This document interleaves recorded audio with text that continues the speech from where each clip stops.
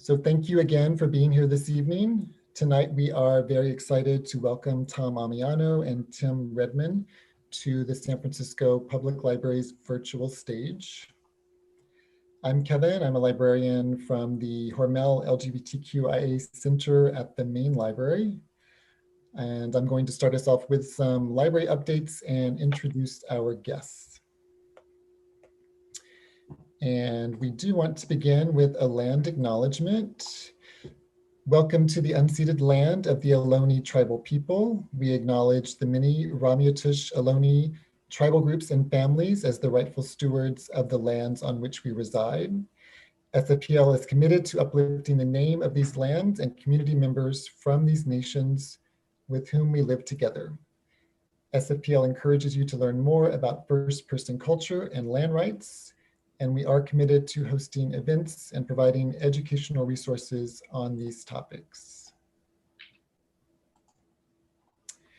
And we want to tell you about the library's Summer Stride program. Summer Stride is the library's annual summer learning, reading, and exploration program for all ages and abilities. Reading for just 20 hours over the summer gets you one of our Summer Stride tote bags featuring original artwork by Kaylani Juanita. So go to our website for more information on Summer Stride or check the chat box for a link. And briefly to update you on some upcoming events at the library. On June 23rd, which is tomorrow, we have a book launch for Neon, A Light History, which is a brief, concise history of the neon sign, covering scandals, murder, fascist, and forgotten inventors. And then on June 27th, in honor of Black Music Month, we recognize the achievements of African-American musical artists who were born and raised in the San Francisco Bay Area. And on June 28th, we have a book club featuring Brontes Purnell's 100 Boyfriends. 100 Boyfriends is the library's special on the same page selection for Pride Month. And now on to tonight's program. We have had a lot of fun at the library promoting this event over the past month and getting to say kiss my gay ass in professional settings. We're sad that we won't get to keep saying that, but we are excited that the moment has finally come to welcome Tom Ammiano and Tim Redmond. Tom Ammiano's recent memoir is Kiss My Gay Ass, My Trip Down the Yellow Brick Road Through Activism, Stand-Up, and Politics.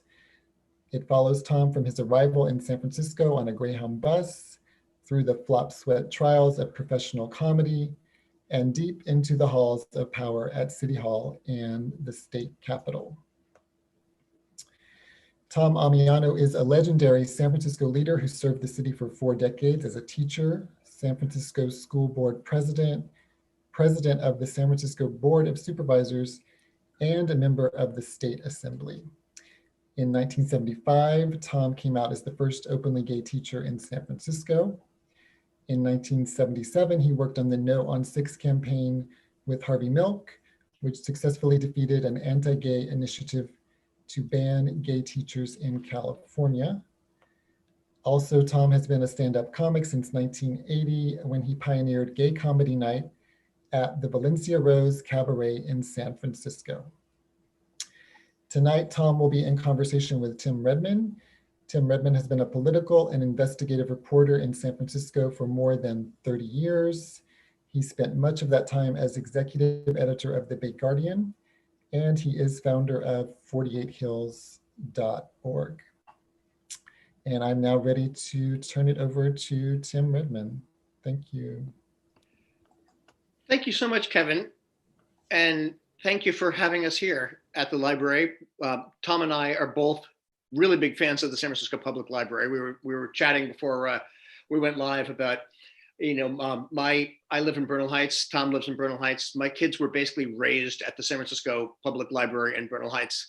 So thank you so much for having us. And I went there to look for boyfriends. It was great. I love the library. Thank you for having us at this event. So let me start off, Tom. The book is called Kiss My Gay Ass, but the intro the dedication says to the gay left. Yeah.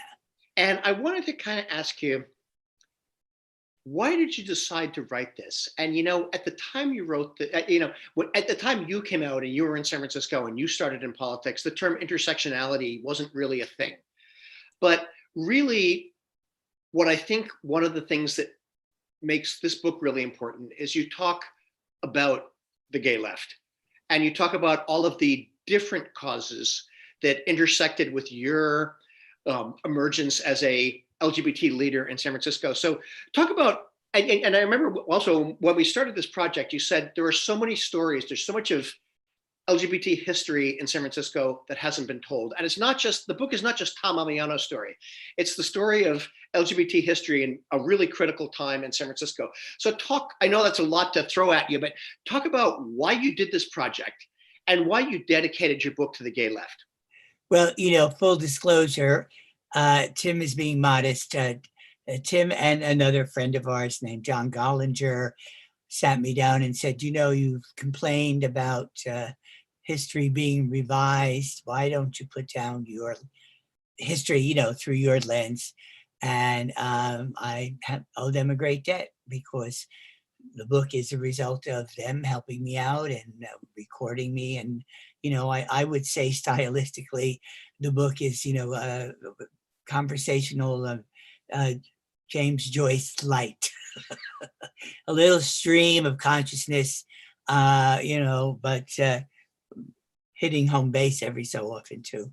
So I think that was the main reason I wrote it. And again, you were terrifically helpful, but the reason I dedicated the book to the gay left is, that the queer community, is multifaceted.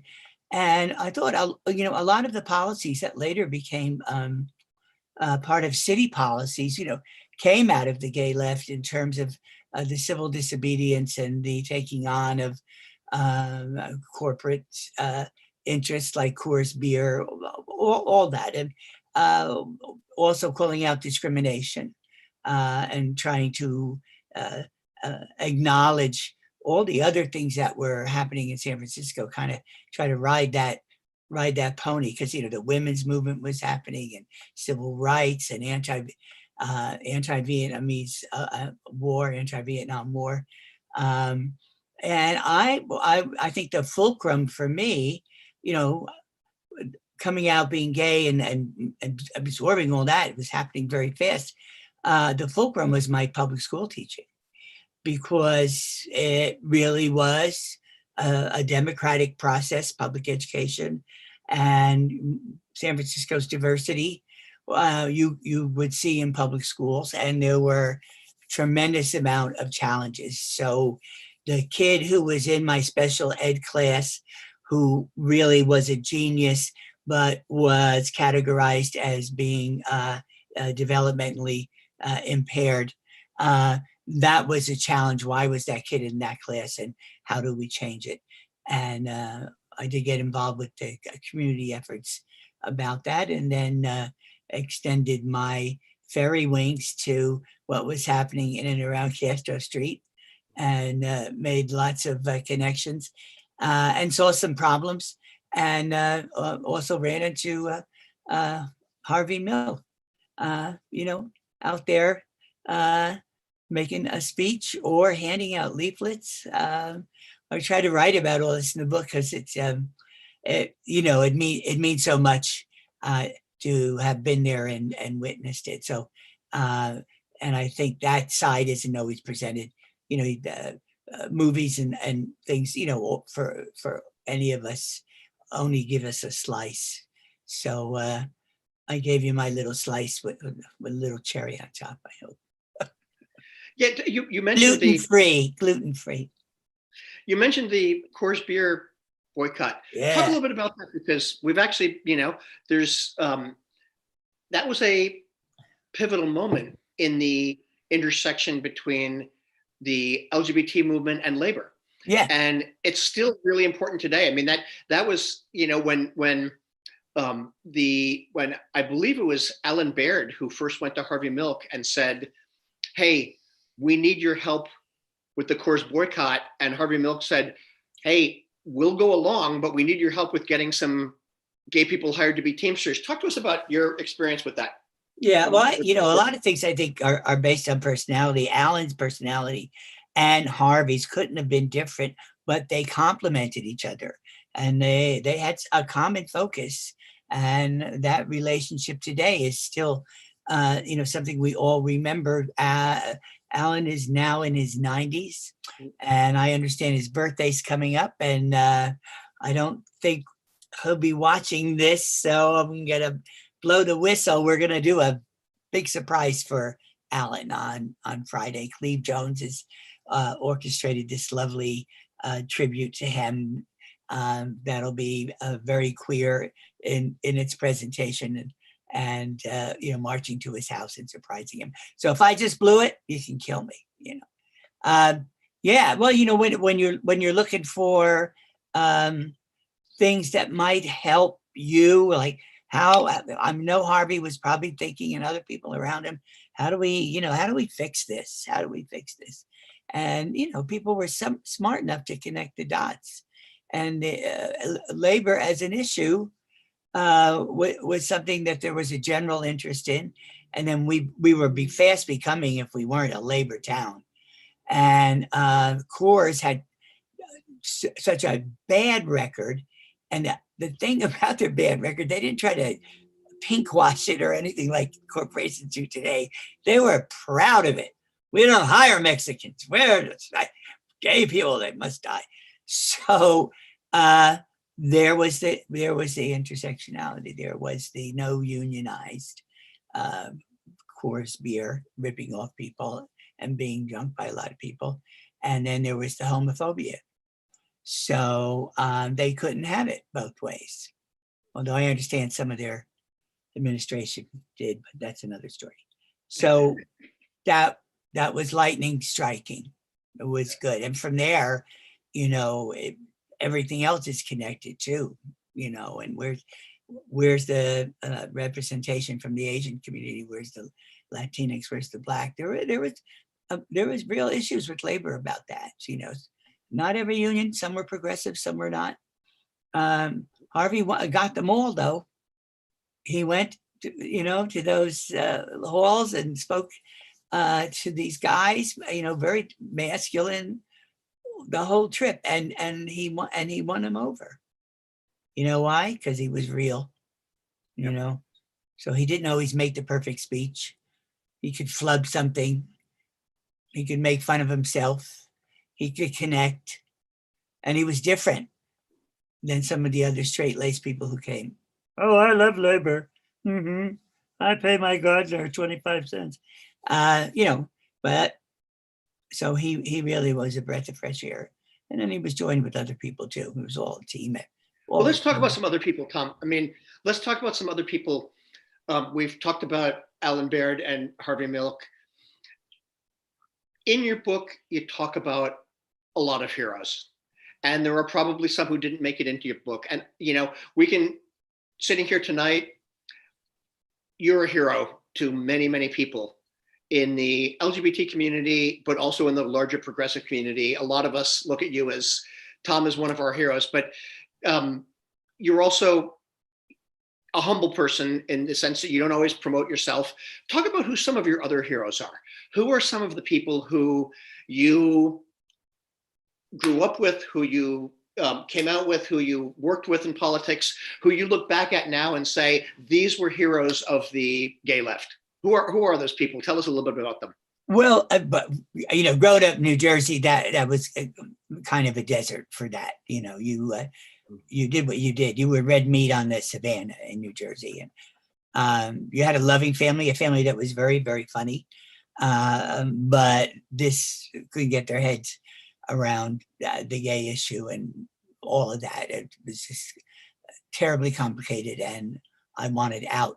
But it did teach me, through some negative experiences, bullies, etc., the name callings and all that, it did, I think, do something about a resolve to maybe not take that. But first things first, leave the savannah during the dry season. Don't go to the water hole. Go to San Francisco. San Francisco got a rep, a little gayish, little, who knows. And I didn't know much about politics, but it sounded like a place to go. And from there, just amazing people that I ran into as parents from the mission who stood by me when I came out of the closet and refuted all those stereotypes about, well, Latinos and Catholics and gays, it's not gonna. They were extremely protective, and some of those families that really were in poverty, doing everything they could for their kid, and the school really was a place to eat, free the free breakfast, to have shelter, to have a little daycare after. Not perfect, but I mean, the value of it goes very deep. And there were people even then, after that whole concept of public education and providing fulfilling prophecies, providing, lousy education to kids of color, all these things, and no money, no funds, no teachers union being trashed a lot. Oh, they still do that, by the way, in San Francisco. So some things don't change, but if you're in there for the fight, and sometimes it was from the beginning, then it's very exciting. And it's also exciting to be young, because you can teach all day and then go to a demonstration. And if you then maybe go to the disco and then repeat that cycle. So God love us all. Can you talk a little bit about your early days in stand-up comedy? And I know the Valencia Rose was a key part of this, and Ron Lanza, who we lost a few years ago, was a really key player in this. And so talk a little bit about your early days in stand-up comedy. Well, it's something I always wanted to do. Someone said, you know what, you're a guy that's funny in the moment. And, where that came from, who knows, the DNA and a lot of marinara sauce and a good family. We don't know. But I know part of it came from fending off the disparagement and the name calling and the shame. Especially if you're from New Jersey, if you have a good put down real fast and repost, you maybe will not get the punch, but it will be softened because somebody's laughing at it. And I always wanted to do it professionally. And, I think we all had our little dreams when we were kids. And I loved the TV and the comedy shows that were on then, Milton Berle and Bob Hope and Walt and Phyllis Diller. I just loved comedy. And when I came to San Francisco, I pursued something else. I pursued teaching and trying to acclimate to San Francisco culture, which was a trip. And then, finally getting deeply involved, with the queer movement and of course teaching. But I still had that little hankering. And I ran for school board. Long story, and I lost really terribly. But I said to myself, now that I'm almost 40, what could be worse? I'm going to try stand up. And been doing it ever since, in waves, I guess you could say. But I've always been grateful that I could do it. And it was same, talking about connected dots. There was a lot of fucking homophobia. A lot of the comics were gay, straight white males. It was hard for women. It was hard for comics of color. It was hard. And you could tell fag jokes, but you couldn't be a fag telling the jokes. And through a perfect storm, and Ron Lanza and Hank Wilson, Donald Montwell, a place called Valencia Rose was born. We went to the frontiers where no other men or gay people or women went. We said, we're going to do comedy. And it just kind of went from there.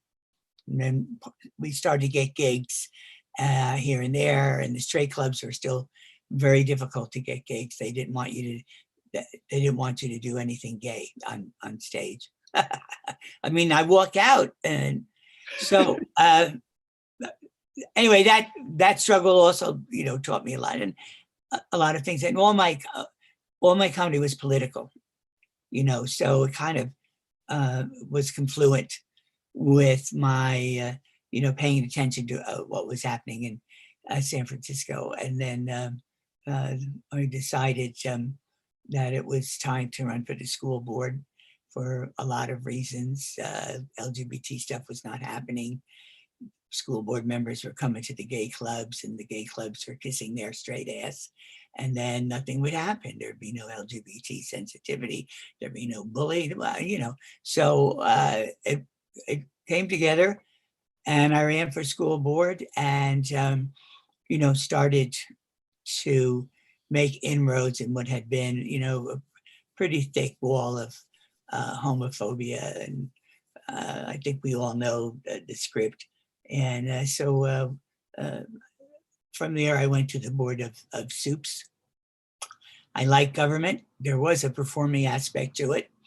And, maybe I could have a bully pulpit for my ideas. Wasn't hearing too much about them. It wasn't easy when you started when you're first elected to the school board, when you're talking about LGBT issues, and you're talking about, Tom, we're both old. I remember these days as a reporter when, talking about gay kids in the public schools, which when you were elected to school board, really people weren't talking about. They weren't talking about LGBT youth. They weren't talking about issues facing gay youth. They weren't talking about homophobia in the schools. So you get elected to the school board and you come on there, and it wasn't easy. Talk about some of those early struggles. Well, I mean, just addressing issues that we think now with, do you have any LGBT curriculum? Are there any out teachers? Can we have an in-service for this? I mean, all the little building blocks so that you're present in the school culture without penalty.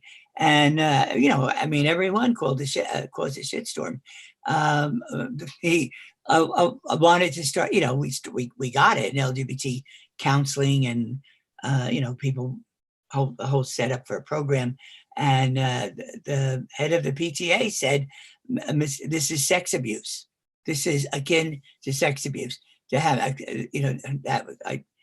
that was just the beginning. And then the Boy Scouts, and then our friendly dailies eviscerated me in multiple editorials. Some of them are funny. They didn't mean to be funny. But there was always that core, that constituency that I knew of that put me there, that I owed, and that I wanted to be a voice for. That gets you through a lot of stuff. Plus, you're privileged. You just got elected. There's a little bit of gravitas, regardless of the behavior of your colleagues.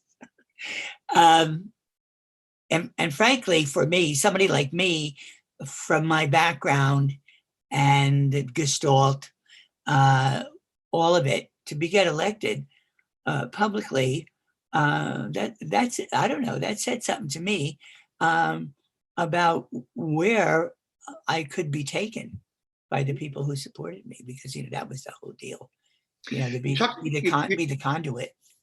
You talked a little bit about the media and the mainstream media coverage of you. I know that and I want you to talk a little bit more about this. When you were on the school board and you're doing stand-up comedy, really? The Chronicle was always looking for ways to undercut you. Can you talk to us a little bit about that and what that looked like? Yeah, I mean, you know how it is. They look for distractions when a lot of the real issue is homophobia. So the fact that I did comedy, I actually to pay the rent, because it doesn't pay very much on the school board. I continued my career. I continued getting gigs. So they went after that as a weapon. They weaponized it, as they say today, that how inappropriate I was. And I was not what one would call a clean comic. I mean, please.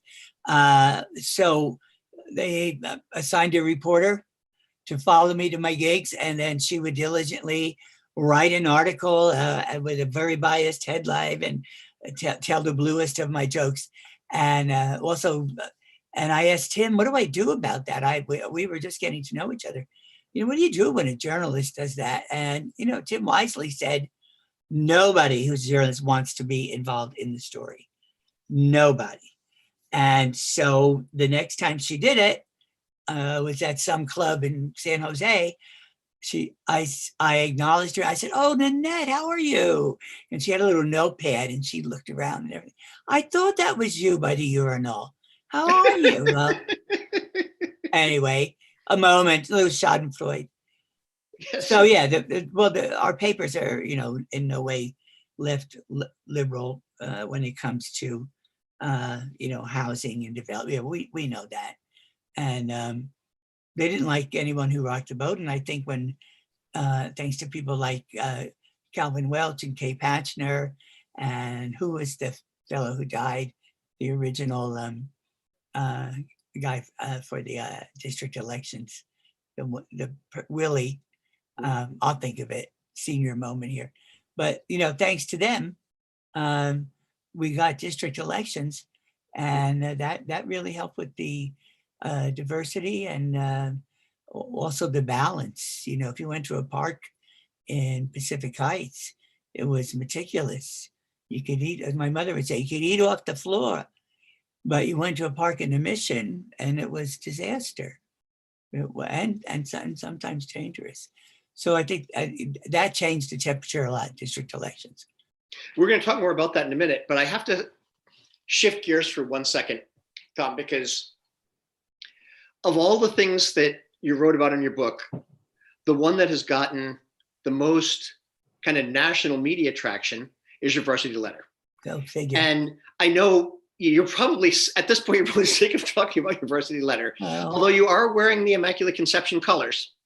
Yes, and I anticipated, I don't know how this works, but if you can see the letter there, yeah. We've got your sweater there. Yes.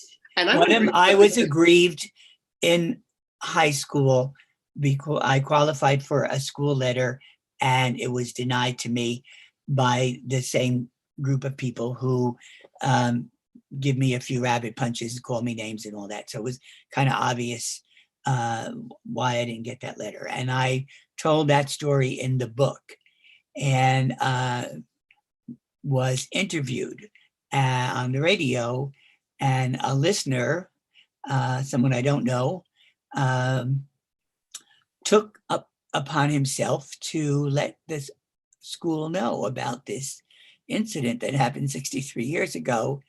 And the school responded extremely generously, and times have changed, girls and boys and whatnot, and got the redemptive letter and sweater based on that phone call and then the telling in the book. And that gentleman's name is Stephen Saxon. He's not Catholic, he's Jewish, he's not gay, he's straight. He's a musician, I mean, he's a cantor. And I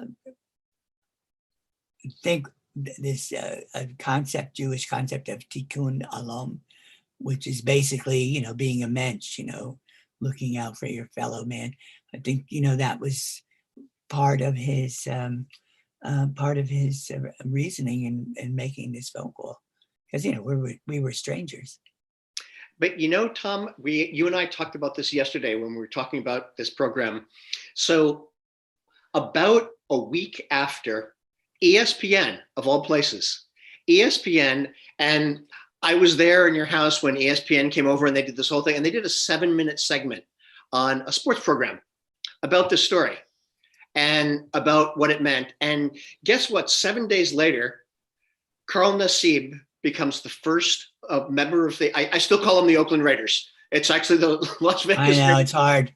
but I still call them the Oakland Raiders. And, I was an Oakland Raiders fan when I was a little kid in New York many, many years ago. But Carl Nassib comes out as the first openly gay NFL player. And we were talking about this, like, coincidence, maybe. But when you were talking about this story and your Varsity letter, you talked about the last closet. And the fact that in women's sports, there are lots of Yeah, they're doing better, much lesbian better. players, open, happily celebrated, Yeah. but never in men's sports. So now Carl Nassib, when he came out, now all of a sudden there's actually immense support. The Raiders coach says, I heard a long time ago that what makes a man different makes him great. And with Girl. hey, how are things? Think about, like, 63 years ago, you couldn't get a varsity letter because they thought you were gay. Today, in a lot of circles, we're celebrating a gay NFL player. We've come a ways, Tom. There's a long way to go, but talk about those connections. And do you think maybe Carl Nassib saw the ESPN? Oh, we're both jocks now. Exactly. I mean, he's 6'7". Yeah. I think I'm 5'3" now. I don't know. Yeah, no, I'm a goat. I said I was a goat, gayest of all times. No, and it's poignant too, because years ago there was an African American ball player, Glenn Burke, just the loveliest of guys, and he came out and didn't work. Let's just say it didn't work out, and he had 15 minutes of, it's a sad story of fame here in San Francisco, and died a not pretty death. But I noticed the A's dedicated their opening game to him, so there's some progress there too. And then I was at a Giants game, part of a ceremony, honoring Pride, and where Honey Mahogany sang the national anthem. So that was really super cool. And she did a great job. Oh my God, yeah. She crushed it. Yeah. And I got to talk to the manager there, Gabe, and I, as I say, in all his hotness. And I said, it's time. You're raising the trans flag over at Oracle Park. You're honoring, me. You're having Honey sing and honoring. It's time for, not just one, but more than one players. So of course he agreed, but baseball needs to wake up too. They're a little more conservative even. And of course, I think, what came across in the video with him is, how smart he is, very smart, and how he presented. I think he was prepared. That's why I think he had gotten his ducks in a row. No fool he. And it was everything's timing. And it was just let me talk more about timing. So you talked about district elections and the folks who brought us district elections, which we lost for a while, but then it came back. And in 2000, you were, it was the Ammiano slate. It was Tom Ammiano going around and recruiting candidates and putting together a group that got elected that really did change the tenor of San Francisco politics. Yeah, for better or for worse, at least for better. For better. More represents. Yeah, more represents. It's the system. It's the system. Yeah. Politics isn't perfect, but so you got on the Board of Supervisors. Gavin Newsom's the mayor. He's not always on board with everything you're doing, but you're able to accomplish a lot. And one of the things that I think is part of your legacy is Healthy San Francisco. And, before we could talk, we were talking about national healthcare and single payer. You got it done in San Francisco. So talk to us a little bit. And I think you'll be the first to say that Gavin Newsom is happy to take credit for things that other people did. But talk about how you got Healthy San Francisco through. Well, that was something that I had always been concerned about. Like a lot of people, especially my age now, our parents had no health coverage. Health coverage was for the rich. You could go to a clinic, and the clinic was, pretty shoddy. So both of them had health problems that were not addressed in the way they should be. And so, and my father was a cab driver, and there was no benefit, even after he died on the job. So I took that with me to the board, I guess. And then AIDS taught me a lot too, seeing people not getting the top care that they could get, and many things. And then connecting it again to what kind of healthcare did Black people have? What kind of healthcare did the undocumented have? So let's do something about it, because it wasn't going to happen in Sacramento or in Washington yet. So I was highly motivated, and we went for it, and got so much support from labor, very much so, and of course the usual pushback. But from the restaurant industry, particularly, they were vicious.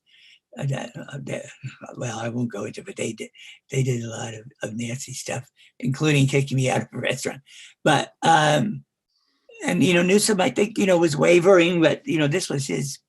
So there was a lot of drama around it, but we were able to craft something that, if you are a resident of San Francisco, and that doesn't mean citizen, but a resident of San Francisco, you have access to healthcare, and pre-existing conditions, and mammogram, So the thing I feel good about is that for one time there was some unity on the left, some unity even with labor, some unity with the community. So again, these perfect storms that happen.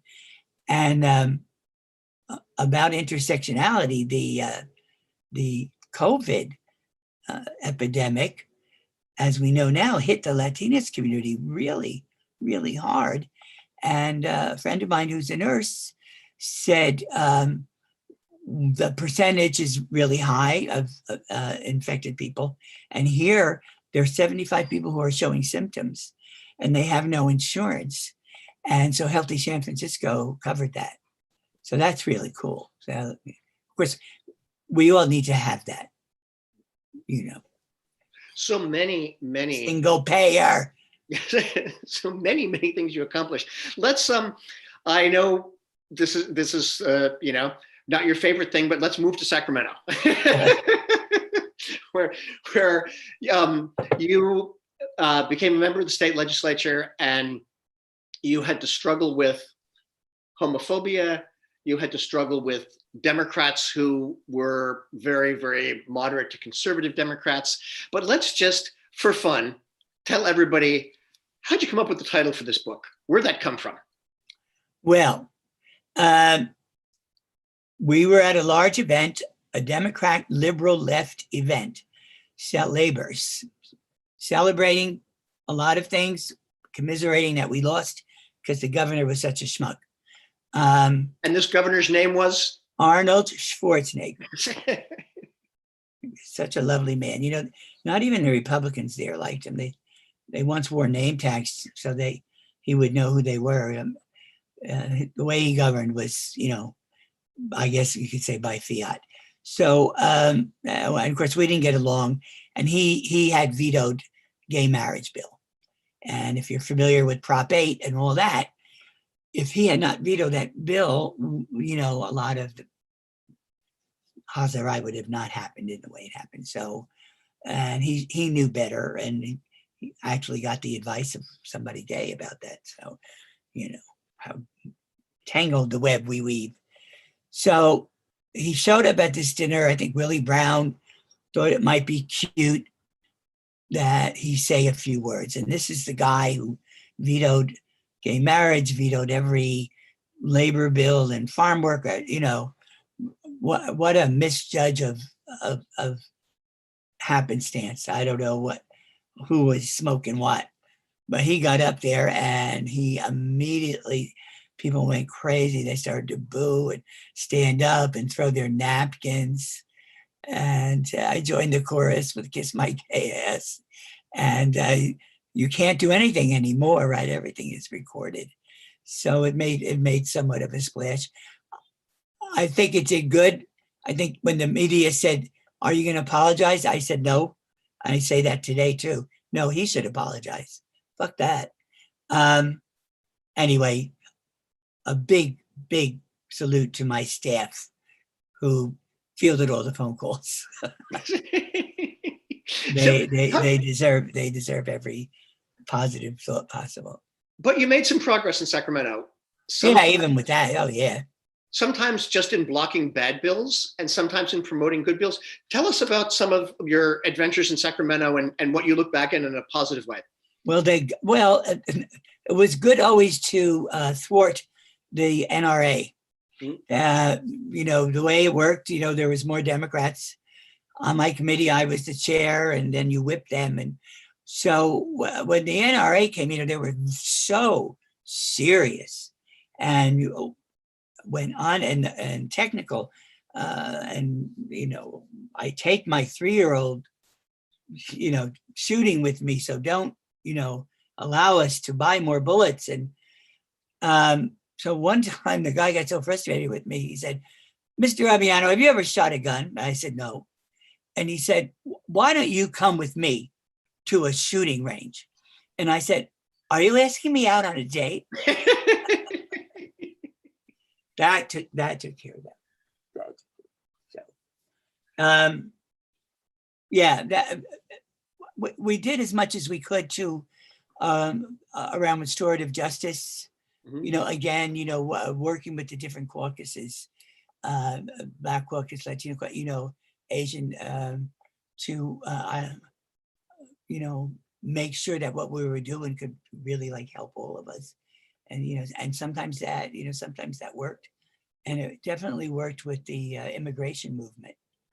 And we were able, and that was fraught with fractions and pushbacks and betrayals and all of that, but it was a movement, see, so it wasn't necessarily the legislative process.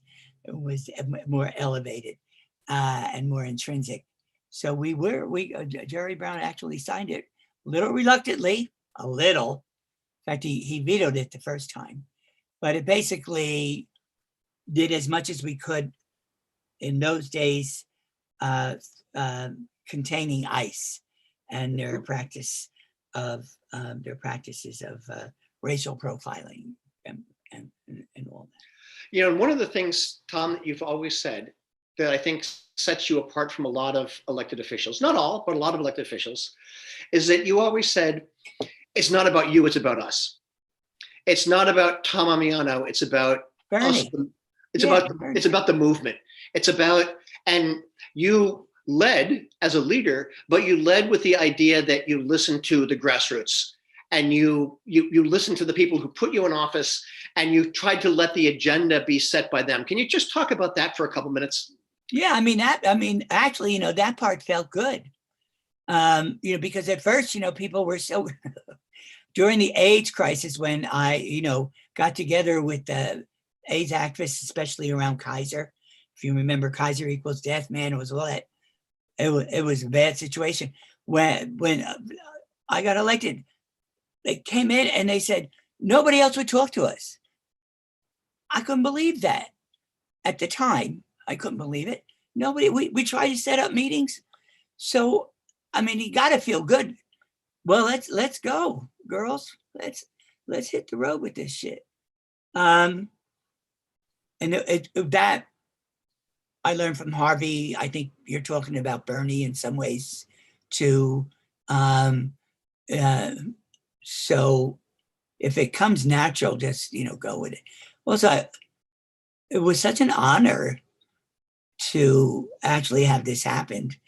And it is a swamp, and it is poisonous, and there is too much money, way too much money. There should be no money. But even when I make fun of it, they were very smart people, very good people. I was glad to get to know them, even if I wanted to push them in front of a muni. We have some questions. I'm going to take Q&A in just 1 minute, but I want to ask you before we get to the Q&A, we've only got 15 minutes left. You in 2000 went out and recruited a lot of candidates to run for the Board of Supervisors. And you have worked one of the huge impacts you've had on local politics is mentoring new candidates and finding people who should and could run for office, whether it's Kimberly Alvarenga or David Campos or Hillary Ronan. There's so many others going back. I mean, going back to some people who drove you crazy later, but Aaron Peskin and Jake McGoldrick and so many people who you mentored and brought. Yeah. What? It's like being a parent. Right, it is. But and sometimes they drive you crazy. But talk to me for a minute now. That there was an aspect of that was thrilling for the moment. The really reversal. Willie Brown, all the Democratic establishment were really pissed off. It wasn't supposed to happen. Who were these? Willie Brown called us panty waste. Do you remember? All the new soups. Yeah, every one of his candidates got beat. Every one. But I'm not bitter. But Tom, so let's take that forward, okay? San Francisco Board of Supervisors in the next 10 years. California legislature in the next 10 years. At some point, Nancy Pelosi is going to retire. Oh, yeah. Who are you? And you don't have to name names, but who are you looking for in the next generation of political leaders in San Francisco? What do you want to see? Well, yeah. I mean, to me, I would prefer, someone who's left and not beholden to corporation or monies. A friend, Pilar Schiavo, is running for assembly in Southern California, and she's pledged not to take any money. Those to me are barometers. Now everything has happened.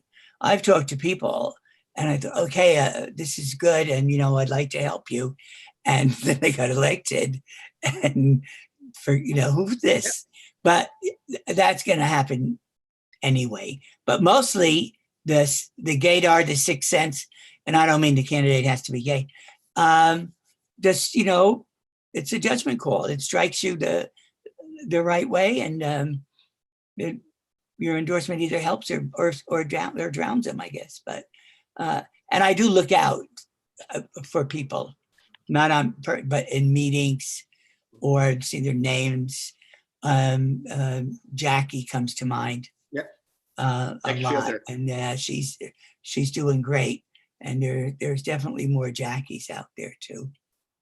Let me go to questions.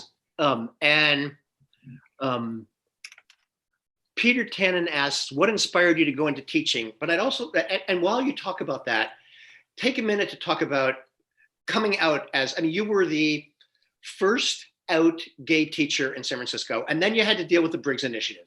So can you talk a little bit about what inspired you to go into teaching, and then, struggling against that? I worked at camps for the disabled, and that gave me contact with groups of kids, young people, and there was a dynamic there I think I liked.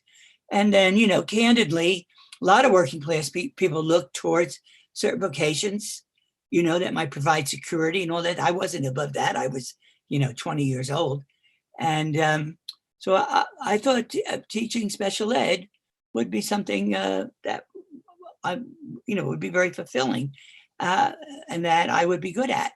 And mostly that was true. And there were a lot of challenges that all teachers faced from that day. Not enough funding and lots of racism within the school district, and no bilingual, and of course homophobia. Hello, I heard more homophobia in the teachers' rooms than I did, and some of those were from gay teachers, but I got a lot out of teaching, a lot, and I learned a lot, and I would say mostly not book learning, but this the variety of backgrounds that we have in San Francisco and how things work. So if that answers your question. And then about coming out. When you came out as a gay teacher, Tom, you got a lot of support from the parents, from the community. Yeah, maybe it was beautiful. More than from your other teachers at that point. But talk a little bit about that. You talk in your book about how everybody worried, that people in the community aren't going to support a gay teacher, but that wasn't the case. No, and mostly at that time is before busing too, so it was a neighborhood school. So everybody lived right around there, Shotwell, but that whole, and that was quite beautiful. the examiner printed a picture of me. I look like Abby Hoffman, on a very, very bad day. And but the story was more positive, believe it or not. Jim Wood, a great journalist, now gone. And so the parents came and they said, we cut the picture out, and we put it on a refrigerator. Remember, I had taught there too for 7 years. So, they knew me. Whatever they knew, they knew. And they, I had a good rapport with the parents. I was very lucky that way. Energy. I had energy. I'm just going to say it.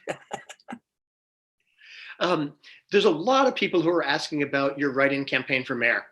Can you talk a little bit about what was going on in 1999, why you decided to do that, and what that meant? This was a moment, and I could very much argue that the class of 2000, the district supervisors who moved San Francisco in a much more progressive direction, that they were a result of that 1999 campaign. Oh yeah. Oh, there's no doubt. About why you decided to run for mayor as a write-in and how that all came about.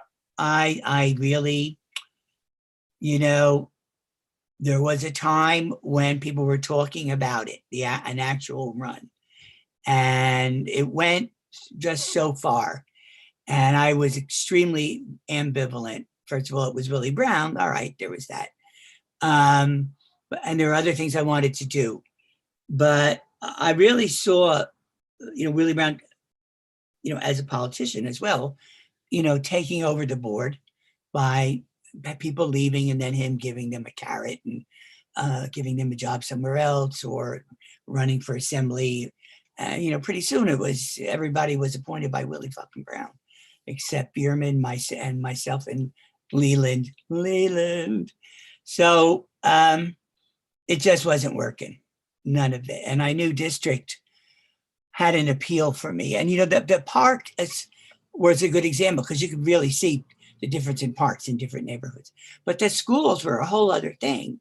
And I got radicalized by all the inequities that I saw at the school district and tracking kids and no appreciation of diversity, and a principal who lived in St. Francis Wood and said, no, all the women have to wear hose and all the men have to wear ties.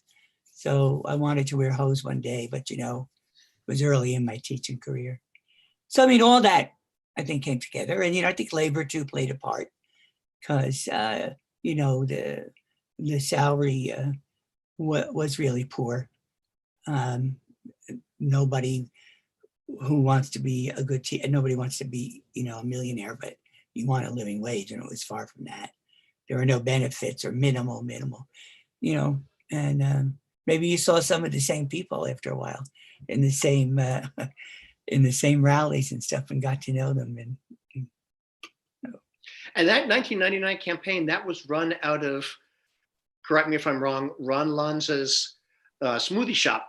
Yes, it was called. I want to say Josie's Juice Joint. Yeah, and it was an extension of the Valencia Rose closing, and that's all the comedy stuff, and then the community stuff. And so at that point in time, boom, there's Josie's Cabaret, and it was pretty popular. We nickel-dimed everything too, and it was a good performance space and all. And Ron had been such a wonderful friend and knew me through thick and thin. Said, I'd like to make Josie's your campaign headquarters. I said, well, we're not even there yet, but we'll do it. So the big piece I forgot was I did not run. People were disappointed. And then during the second or third week of the campaign, it was a Clint Riley, Willie Brown, and Frank Jordan. And some people continued to freak out and say, why did you drop out? Why did you drop out? And I said, all right, let's figure it out. You could do a write-in, and they had to count them. And that's where the idea came from. I think Willie Brown and his people probably thought other people stood around, hired consultants, did spreadsheets, all that. Oh, this is the way. No, it just came intuitively. And I never regretted it, but man, it was intimidating. That was Hank Wilson who went out and organized that campaign to He get you on the did, ballot. and Gabriel Holland and Jerry Threed, and so many people I'm forgetting, Juliana. Yeah, it was a wave of, I think, progressivism and a kind of populism that, you know, we want, that kind of populism. And I think San Francisco benefited from it. Oh, You know, there's no question. That 1999 campaign galvanized the left in San Francisco politics in the way that nothing else I've ever seen in my almost 40 years of covering local news media did. Ashley says, I was one of the volunteers that helped set up the Mac computer network and FileMaker and Pro database at Josie's Juice Joint. I haven't seen the documentary on it yet, but thank you, Ashley McKnight. that was quite a thing. You know, everything was, to me, newish about computers. And if you remember Brad Benson, you know, my legislative aide, and then you had to con computers because you had no money. And then some techies came forth, believe it or not. And they set up a system. I had no idea. I thought it was Hal, you know, from 2001, you know. Tom, we're almost out of time. Yeah. I'm going to turn it back to Kevin and the library in a moment. But question from YouTube. In the movie Milk, you were shouting at Briggs. Was this fictional or based on real life back in 1978? It was real life. It was the reality. They cast me, even though I was like 40 years older. And I wanted to be backlit. So they just said, do it, just be who you are. You know, I just looked at how I looked. And that actually did happen. I did yell at the cops. I did yell at Briggs. Shame, shame, shame. Get out of here. Who do you think you are? And the cops actually came up to me. They didn't have that in the movie. And were like, you know, we might bust you. Who are? I said, he wants my job and he wants you. Gay policeman, where are you?